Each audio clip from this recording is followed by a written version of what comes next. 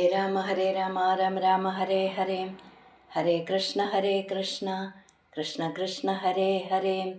കൃഷ്ണായ വാസുദേവായ ദേവകീനന്ദനായ ച നന്ദഗോപകുമാരായ ഗോവിന്ദായ നമോ നമ.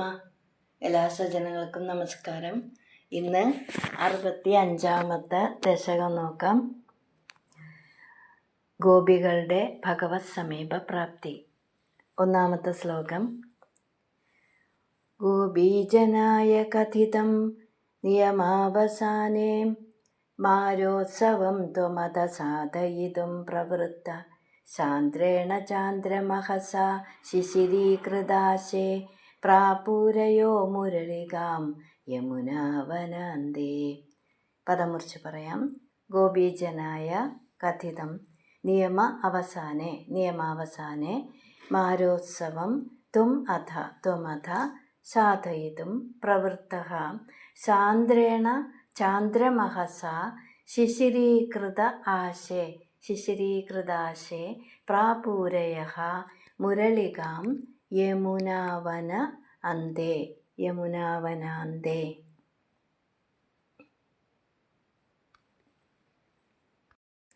ത്വം ഭഗവാനെ അവിടുന്ന്, അഥ പിന്നീട്, നിയമാവസാനേ വ്രതം അവസാനിച്ചപ്പോൾ, ആ വ്രതം അവസാനിച്ച കാത്യായനി വ്രതം അവസാനിച്ച സമയത്ത് ഗോപീജനായ കഥിതം ഗോപീജനങ്ങൾക്ക് വാക്കുകൊടുത്ത മാരോത്സവം സാധയിതും രാസക്രീഡോത്സവത്തെ സാധിപ്പിച്ചു കൊടുക്കാനായിട്ട് പ്രവൃത്തഃ ഒരുങ്ങിയിട്ട് സാധയിതും പ്രവൃത്തഃ സാന്ദ്രേണ തെളിഞ്ഞ് പ്രകാശിക്കുന്ന ചാന്ദ്രമഹസ എന്ന് പറയുമ്പോൾ ചന്ദ്രൻ്റെ മഹസ് പൂനിലാവ്. അപ്പോൾ സാന്ദ്രേണ ചാന്ദ്രമഹസ തെളിഞ്ഞ് പ്രകാശിക്കുന്ന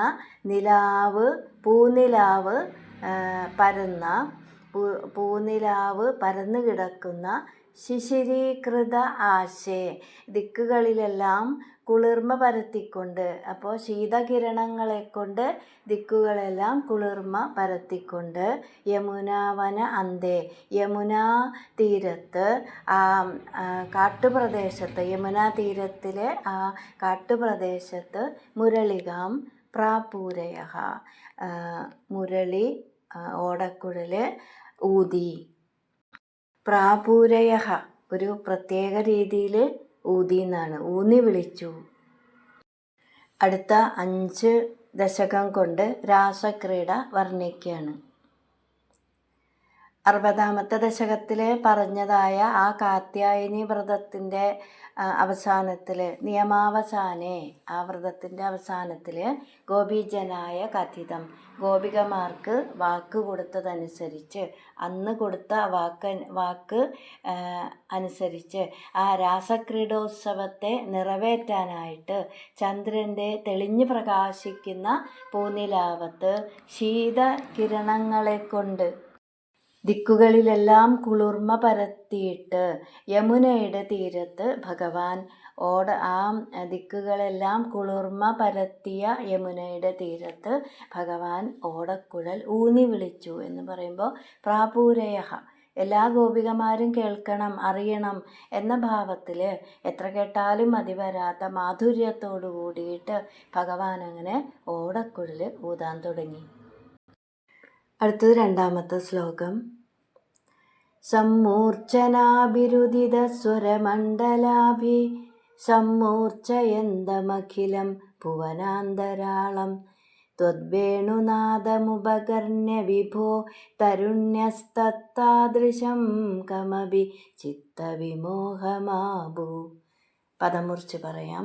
സമ്മൂർച്ഛനാഭിഃ ഉദിത സ്വരമണ്ഡലാഭിഃ സമ്മൂർച്ഛനാഭിരുദിതസ്വരമണ്ഡലാഭി സമ്മൂർച്ഛയന്തമഖിലം ഭുവനാന്തരാളം ത്വത് വേണുനാദം ഉപകർണ്യ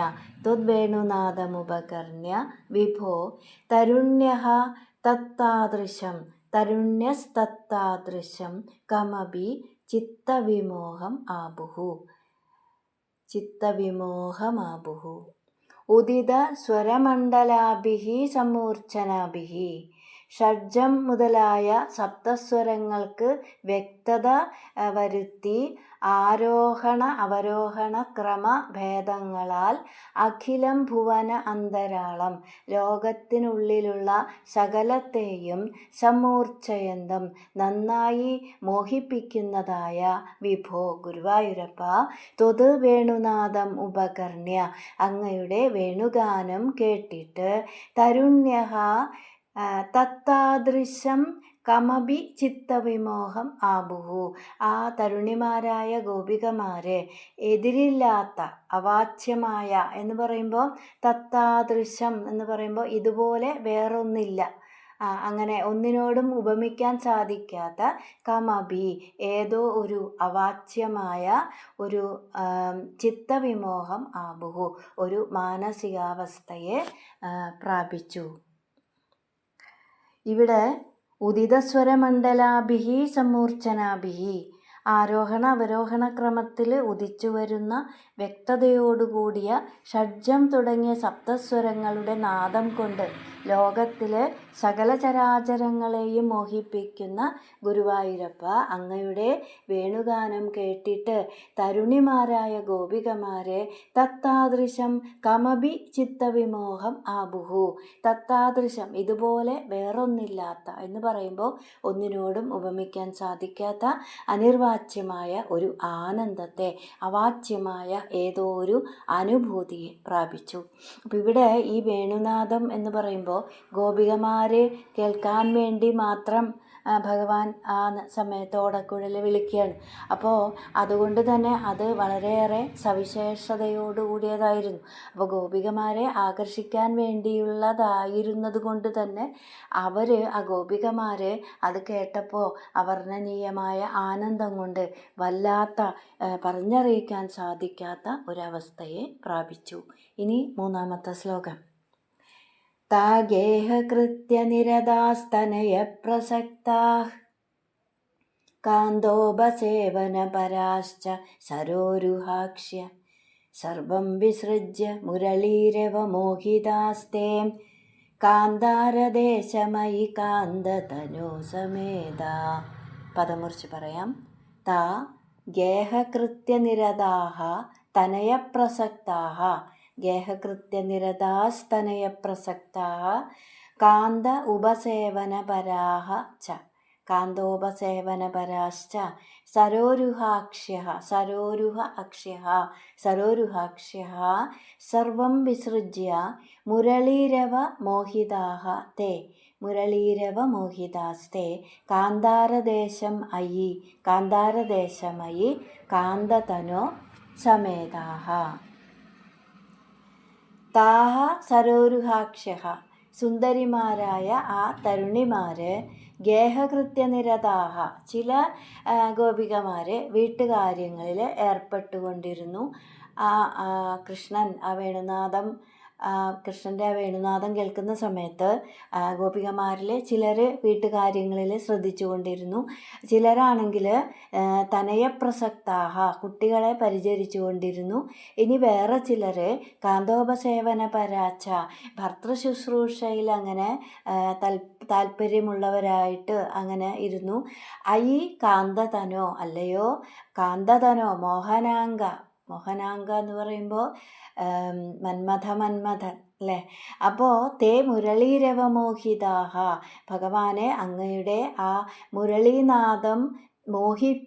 മുരളീനാദത്താൽ മോഹിപ്പിക്കപ്പെട്ടവരായിട്ട് സർവം വിസൃജ്യ ചെയ്തിരുന്ന എല്ലാ പ്രവൃത്തികളെയും അവിടെ തന്നെ വിട്ടിട്ട് കാന്താരദേശം സമേതാഹ ആ കാട്ടുപ്രദേശത്തേക്ക് എത്തിച്ചേർന്നു. അപ്പോൾ അതീവ സുന്ദരികളായ ആ ഗോപികമാരെ വേണുനാദം ശ്രവിച്ച സമയത്ത് ചിലർ ഗൃഹജോലികളിൽ ഏർപ്പെട്ടുകൊണ്ടിരുന്നു. ചില ആളുകൾ ചില ഗോപികമാർ കുട്ടികളെ പരിചരിച്ചു കൊണ്ടിരിക്കുകയായിരുന്നു. ചിലർ ഭർത്താവിനെ ശുശ്രൂഷിച്ചു കൊണ്ടിരുന്നു. അപ്പം അങ്ങനെ ഗുരുവായൂരപ്പ തേ മുരളീരവമോഹിതാഹ അങ്ങയുടെ ആ മുരളീനാദം കേട്ട് മോഹിച്ചുകൊണ്ട് സർവം വിസൃജ്യ ആ ചെയ്തുകൊണ്ടിരുന്നതെല്ലാം അവിടെ തന്നെ വിട്ടിട്ട് ആ കാട്ടുപ്രദേശത്തൊക്കെ ആ ഗോപികമാരെല്ലാവരും ഓടിയെത്തി. ഇനി 4-ാമത്തെ ശ്ലോകം. കാശ്ചിന്നിജാംഗപരിഭൂഷണമാദധാന വേണുപ്രണാദമുപകർണ്യ കൃതാർത്ഥഭൂഷ ത്വാമാഗതാ നനു തഥൈവ വിഭൂഷിതാഭ്യസ്താ ഏവ സംരുരുചിരേ തവ ലോചനായ. പദം മുറിച്ച് പറയാം. കാശ്ചിത് നിജ അംഗ പരിഭൂഷണം ആദധാന. കാശ്ചിത് ചില ഗോപികമാര് വേണുപ്രണാദം ഉപകർണ്യ ഓടക്കുഴലിൻ്റെ ആ ഉയർന്ന ശബ്ദം കേട്ടിട്ട് നിജ അംഗപരിഭൂഷണം ഓരോ അവയവത്തിലും അണിയാനുള്ള ആദധാനാഹ എടുത്തുകൊണ്ട് അണിയാനുള്ള ആഭരണങ്ങളെല്ലാം എടുത്തുകൊണ്ട് കൃത അർദ്ധഭൂഷാഹ ചിലതു മാത്രം അണിഞ്ഞിട്ട് അതേ നിലയിൽ തഥാ ഏവ അതുപോലെ തന്നെ നനു ത്വാം ആഗതാഹ അല്ലയോ ഭഗവാനെ അങ്ങയുടെ അടുത്തേക്ക് എത്തിച്ചേർന്നു. അങ്ങനെ തന്നെ എത്തിച്ചേർന്നു. പകുതി ആഭരണങ്ങൾ അണിഞ്ഞ് അങ്ങനെ തന്നെ എത്തിച്ചേർന്നു എന്നാണ്. തവലോചനായ അങ്ങയുടെ കണ്ണിനാകട്ടെ വിഭൂഷിതാഭ്യ ആ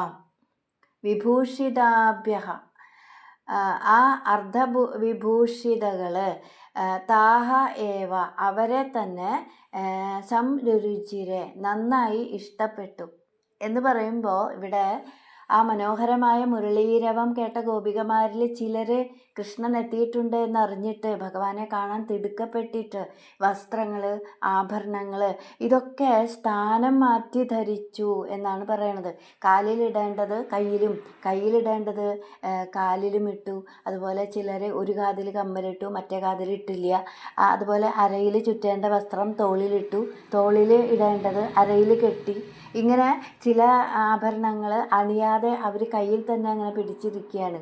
അപ്പോൾ ഗുരുവായൂരപ്പ അവരങ്ങനെ തിടുക്കപ്പെട്ട് വന്നത് കണ്ടപ്പോൾ വസ്ത്രങ്ങളും ആഭരണങ്ങളൊക്കെ ഭംഗിയായി ധരിച്ചു വന്നവരേക്കാൾ അങ്ങേക്ക് ഇഷ്ടപ്പെട്ടത് കൃത അർദ്ധഭൂഷ പകുതി വീതം വേഷഭൂഷാദികൾ അണിഞ്ഞ് എത്തിയവരെയാണല്ലോ. കാരണം ഭംഗിയായി ഉടുത്തൊരുങ്ങി വന്ന ഗോപികമാർക്ക് ദേഹബോധം ഉണ്ടായിരുന്നു. അല്ലാത്തവരുടെ മനസ്സിൽ ഭഗവാൻ മാത്രമായിരുന്നു. അതുകൊണ്ടാണ് അവർ അങ്ങനെ പകുതി ധരിച്ച് അങ്ങനെയൊക്കെ അവർ വന്നത്. എന്തുകൊണ്ടാണ്? അവരുടെ മനസ്സ് ഭഗവാനിൽ തന്നെയായിരുന്നു. എന്നാൽ അങ്ങനെ നല്ല ഭംഗിയായിട്ട് വേഷം ധരിച്ച് വന്നവരുടെ മനസ്സ് അവരുടെ ആ വേഷഭൂഷാദികളിലായിരുന്നു, മുഴുവനായിട്ടും ഭഗവാനിൽ ഉണ്ടായിരുന്നില്ല. അപ്പം അതുകൊണ്ട് തന്നെ ഭഗവാനെ ഇഷ്ടപ്പെട്ടത് നന്നായി മുഴുവനായിട്ട് വേഷം ധരിച്ച് വന്നവരെയല്ല, പകുതി അങ്ങനെ ധരിച്ച് ആഭരണങ്ങളും വസ്ത്രങ്ങളൊക്കെ അങ്ങനെ പകുതി ധരിച്ച് വന്നവരെയാണ്. അല്ലെങ്കിലും വേഷഭൂഷാദികളിലല്ലല്ലോ ഭക്തി അല്ലേ. ഇനി 5-ാമത്തെ ശ്ലോകം. ഹാരം നിദംബഭുവി കാചന ധാരയന്തി കാഞ്ചീം ച കണ്ഠഭുവി ദേവ സമാഗതാ ത്വാം ഹാരിത്വമാത്മജഘനസ്യ മുകുന്ദതുഭ്യം വ്യക്തം ബഭാഷ ഇവ മുക്തമുഖി വിശേഷാത്. പദമുറിച്ച് പറയാം. ഹാരം നിദംബഭുവി കാചന ധാരയന്തി കാഞ്ചീം ച കണ്ഠഭുവി ദേവ സമാഗത ത്വാം ഹാരിത്വം ആത്മജഘനസ്യ മുകുന്ദ തുഭ്യം വ്യക്തം ബഭാഷ ഇവ മുക്തമുഖി വിശേഷാത്. കാചനഹാരം നിദന്തഭുവി. കാചനഭാരം എന്ന് പറയുമ്പോൾ കാചനഹാരം എന്നല്ല, കാചന ഹാരം നിദന്തഭുവി. കാചന എന്ന് പറയുമ്പോൾ ഒരു ഗോപിക. ഹാരം നിദന്തഭുവി. ഹാരം എന്ന് പറയുമ്പോൾ മുത്തുമാല. അത് നിദംബഭുവി നിദംബ പ്രദേശത്ത്. കാഞ്ചീം കണ്ഠഭുവീച്ച അരഞ്ഞാണം കഴുത്തിലും ധാരയന്തി അണിഞ്ഞുകൊണ്ട് ദേവ ഗുരുവായൂരപ്പ ത്വാം സമാഗത അങ്ങയുടെ അടുത്തേക്ക് വന്നു. മുക്തമുഖി ആത്മജഘനസ്യ വിശേഷാത് ഹാരിത്വം. മുഗ്ധമുഖി ആ സുന്ദരി ആത്മജഘനസ്യ തൻ്റെ ജഘനത്തിന് അരക്കെട്ടിന് വിശേഷാത് ഹാരിത്വം വിശേഷിച്ചും ഒരു മനോഹാരിതയുണ്ട് എന്ന് മുകുന്ദ ഭഗവാനെ തുഭ്യം വ്യക്തം ബഭാഷേ ഇവ അങ്ങേക്ക് അറിയാനായിട്ട് വ്യക്തമായിട്ട് പറഞ്ഞതാണോ എന്ന് അങ്ങയുടെ അറിവിലേക്കായിട്ട് വ്യക്തമായിട്ട് പറഞ്ഞതാണോ എന്ന് തോന്നും വിധത്തിൽ. അപ്പോൾ ഇവിടെ മേൽപ്പത്തൂർ പറയാണ്, ഗുരുവായൂരപ്പ ഒരു ഗോപസ്ത്രീ കഴുത്തിലിടേണ്ട മുത്തുമാല അരയിലിടേണ്ട അരഞ്ഞാണം കഴുത്തിലും ഇട്ടിട്ട് അങ്ങയുടെ അടുത്തേക്ക് വന്നു. അപ്പോൾ അത് കാണുമ്പോൾ തൻ്റെ അരക്കെട്ടിന് കൂടുതൽ മനോഹാരിതയുണ്ട് എന്ന് കൃഷ്ണനോട് ആ ഗോപിക വ്യക്തമായിട്ട് പറയാതെ പറയുന്നതായിട്ട് തോന്നി. ഇനി 6ാമത്തെ ശ്ലോകം. കാചിത് കുജേ പുനരസജ്ജിത കഞ്ജുളീക വ്യാമോഹദഃ പരവധൂഭിരലക്ഷ്യമാണ ത്വാമായയോ നിരുപമ പ്രണയാദിഭാരരാജാഭിഷേകവിധയേ കലശീധരേവ.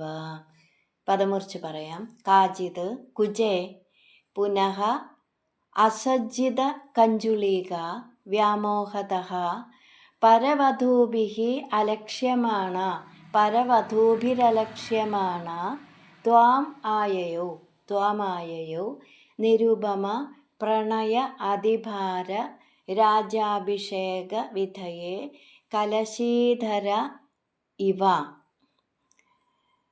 നിരുപമ പ്രണയാദിഭാര രാജാഭിഷേക വിധയേ കലശീധരേവ.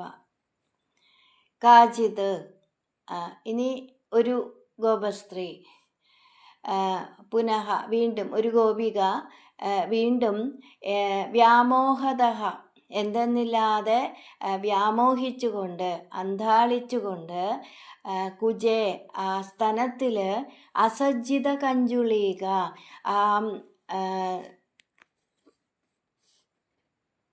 കഞ്ജുളീകം ചാർത്താതെ എന്ന് പറയുമ്പോൾ മുലക്കച്ച ചാർത്താതെ തന്നെ പരവധൂഭിഹി ആ ചാർത്താതെ തന്നെ അവിടേക്ക് ഓടി വന്നു.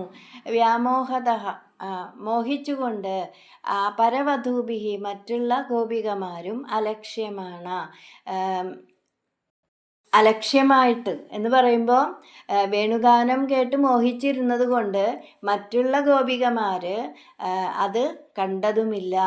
നിരുപമ പ്രണയ അതിഭാര രാജാഭിഷേക വിധയെ എതിരില്ലാത്തതും എന്ന് പറയുമ്പോൾ അതുല്യമായ തുലനം ചെയ്യാൻ സാധിക്കാത്ത ഏറ്റവും കനത്തതുമായ രാജാഭിഷേക വിധയെ പ്രണയമാകുന്ന രാജ്യത്തിൽ അങ്ങയുടെ അഭിഷേകം നടത്തുവാനായിട്ട് രാജാഭിഷേക വിധയെ അങ്ങയുടെ അഭിഷേകം നടത്തുവാനായിട്ട് കലശീധര ഇവ 2 ജലകുംഭങ്ങളുമായിട്ട് വന്നിരിക്കുകയാണോ എന്ന് തോന്നും വിധത്തിൽ ത്വാം ആയയോ അങ്ങയുടെ ആ ഗോപിക അങ്ങയുടെ അടുത്തേക്ക് എത്തി.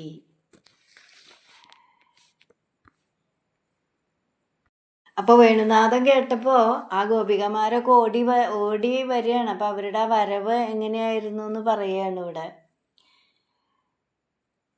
വേറൊരു ഗോപിക കാചിത് ഒരു ഗോപിക വല്ലാത്തൊരു മോഹവലയത്തിൽ പെട്ടിട്ട് മുലക്കച്ച കെട്ടാൻ മറന്നുപോയി എന്നാണ്. അപ്പോൾ അത് ചാർത്താതെ തന്നെ ദേഹബോധം വിട്ടിട്ട് അലക്ഷ്യമായിട്ട് കൃഷ്ണൻ്റെ അടുത്ത് ഓടിയെത്തി. വേണുനാദത്തിൽ നിന്നുണ്ടായ ആനന്ദ ലഹരിയിൽ അലിഞ്ഞു ചേർന്ന മറ്റു ഗോപികമാർ അതൊന്നും ശ്രദ്ധിച്ചതേയില്ല. അവരും അത് ശ്രദ്ധിച്ചില്ല.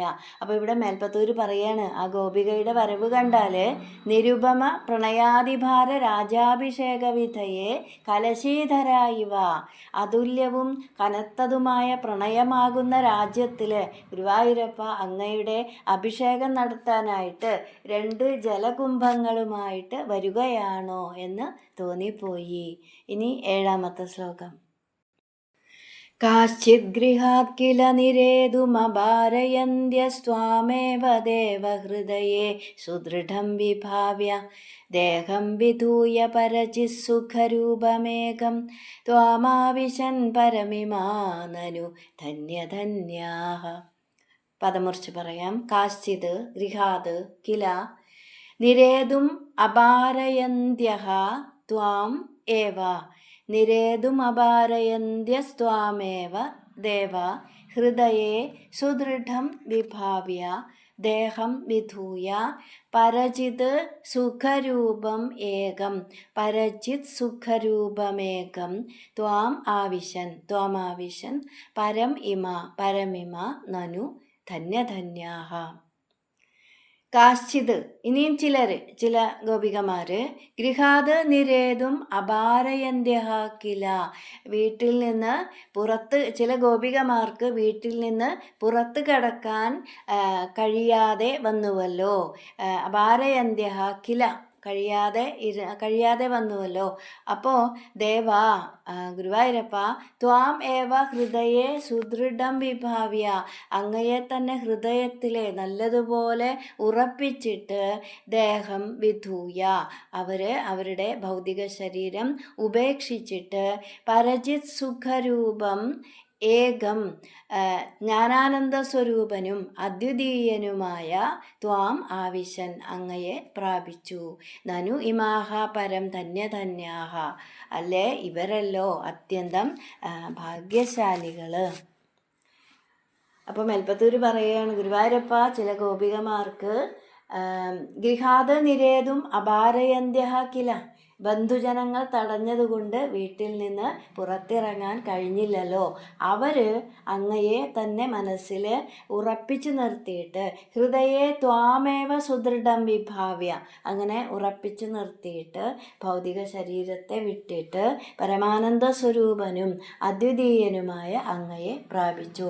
ഇവിടെ മേൽപ്പത്തൂര് പറയുന്നു ഇമാഹ നനു പരം ധന്യധന്യാഹ ഈ ഗോപികമാര് തന്നെയല്ലേ അത്യന്തം ഭാഗ്യശാലികള്. ഇനി 8ാമത്തെ ശ്ലോകം. ജാരാത്മനാ ന പരമാത്മതയാ സ്മരന്ത്യോ നാര്യോ ഗതാഃ പരമഹംസഗതിം ക്ഷണേന തം ത്വാം പ്രകാശ പരമാത്മതനും കഥഞ്ചിച്ചിത്തേ വഹന്നമൃതമശ്രമം അശ്നുവീയ. പദമുറിച്ച് പറയാം. ജാരാത്മന ന പരമാത്മതയാ സ്മരന്ത്യഃ ന നാര്യോ ഗതാഃ പരമഹംസഗതിം ക്ഷണേന തം ത്വാം പ്രകാശ പരമാത്മതനും കഥഞ്ചിച്ചിത്തേ വഹൻ അമൃതം ആശ്രമം അശ്നുവീയ വഹന്നമൃതമശ്രമമശ്നുവീയ. ന ആര്യഹ എന്ന് വെച്ചാൽ ശ്രേഷ്ഠന്മാർ. ന ആര്യഹ ശ്രേഷ്ഠരല്ലാത്ത അത്രയ്ക്കൊന്നും ആ ശ്രേഷ്ഠത പറയാൻ ഇല്ലാത്ത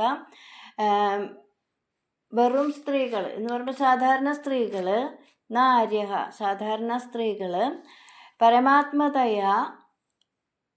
പരമാത്മാവ് എന്ന അല്ലാതെ ജാരാത്മന സ്മരന്ത്യഃ ജാരൻ എന്ന നിലയിൽ സ്മരിച്ചിട്ട് ക്ഷണേന പെട്ടെന്ന് തന്നെ ഒരു പ്രയാസവുമില്ലാതെ പരമഹംസഗതിം ഗതാഹ പരമഹംസന്മാർക്ക് ലഭിക്കാവുന്ന അഗതിയെ പ്രാപിച്ചു.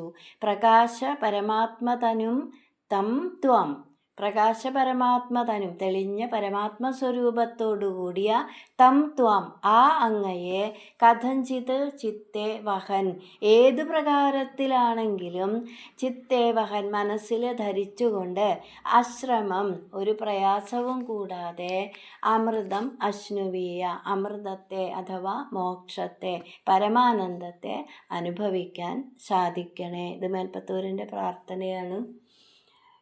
ഈ ശ്ലോകത്തിലെ മേൽപ്പത്തൂരിൻ്റെ ഒരു വേറിട്ട പ്രാർത്ഥനയാണ്.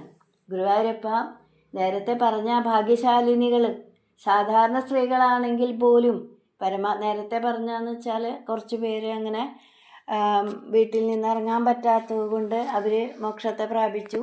അപ്പോൾ അതുപോലെ നേരത്തെ പറഞ്ഞ ആ ഭാഗ്യശാലിനികൾ സാധാരണ സ്ത്രീകളാണെങ്കിൽ പോലും പരമാത്മാവ് എന്ന നിലയിലല്ലാതെ ജാരൻ എന്ന നിലയിൽ സ്മരിച്ചിട്ട് പോലും പരമഹംസന്മാർക്ക് മാത്രം ലഭ്യമായ പരമപദത്തെ അവർക്ക് പ്രാപിക്കാൻ സാധിച്ചു.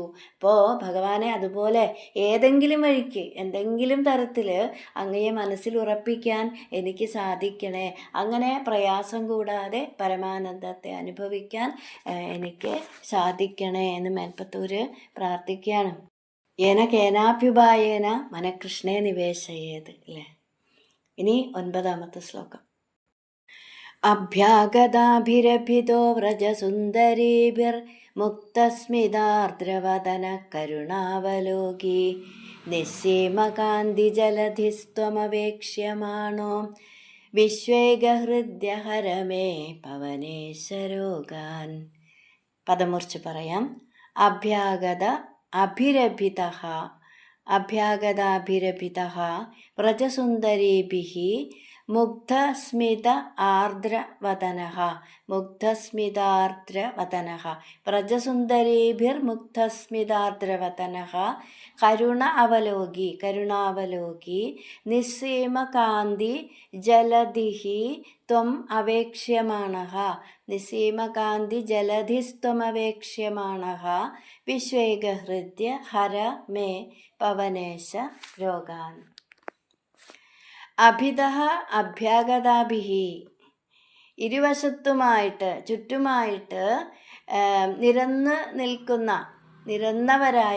നിൽക്കുന്നവരായ വ്രജസുന്ദരീഭിഃ അമ്പാടിയിലെ ആ സുന്ദരിമാർ മുക്തസ്മിത ആർദ്രവദനഃ സുന്ദരമന്ദഹാസം പൊഴിക്കുന്ന മുഖമുള്ളവനായിട്ടും കരുണാവലോകി കരുണാകടാക്ഷം പൊഴിക്കുന്നവനായിട്ടും അതുപോലെ തന്നെ നിസ്സീമകാന്തി ജലധിഃ എന്ന് പറയുമ്പോൾ നിസ്സീമ അതിർത്തിയില്ലാത്ത കാന്തിയാകുന്ന സമുദ്രത്തോടു കൂടി എന്ന് പറയുമ്പോൾ അതിരറ്റ കാന്തിവിശേഷം കിടന്ന് തുളുമ്പുന്നവനായിട്ടും അവേക്ഷ്യമാണഹാത്വം നോക്കിക്കാണുന്ന അവിടുന്ന് വിശ്വൈകഹൃദ്യ സകലർക്കും ഒരേ ഹൃദയപ്രിയനായ ഗുരുവായൂരപ്പ പവനേശ ഗുരുവായൂരപ്പ മേ രോഗാൻ ഹര എൻ്റെ എല്ലാ രോഗങ്ങളെയും തീർത്തു തരണേ, മാറ്റിത്തരണേ. ഇപ്പം ഇവിടെ ഈ ശ്ലോകത്തിൽ ഗോപികമാരെ എങ്ങനെയൊക്കെയാണ് ഭഗവാനെ കാണുന്നത് എന്ന് പറയാണ്. മനോഹരമായ സുന്ദരമന്ദഹാസം കൊണ്ട് ആർദ്രമായ മുഖമുള്ളവനായിട്ടും അതുപോലെ തന്നെ കരുണാകടാക്ഷം പൊഴിക്കുന്നവനായിട്ടും നിസ്സീമകാന്തി ജലധിഃ നിസ്സീമമായ കാന്തിവിശേഷം തുളുമ്പുന്നവനായിട്ടും ഗോപികമാരെ നോക്കിക്കാണുന്ന അവിടുന്ന് മേ രോഗാൻ ഹര എൻ്റെ രോഗങ്ങളെ മാറ്റിത്തരണേ. ഈ ദശകത്തിലെ 9 ശ്ലോകങ്ങളാണ്. 9ാമത്തെ ശ്ലോകത്തോടു കൂടിയിട്ട് ഈ ദശകം ഉപസംഹരിക്കുന്നു. ഹരേ കൃഷ്ണ.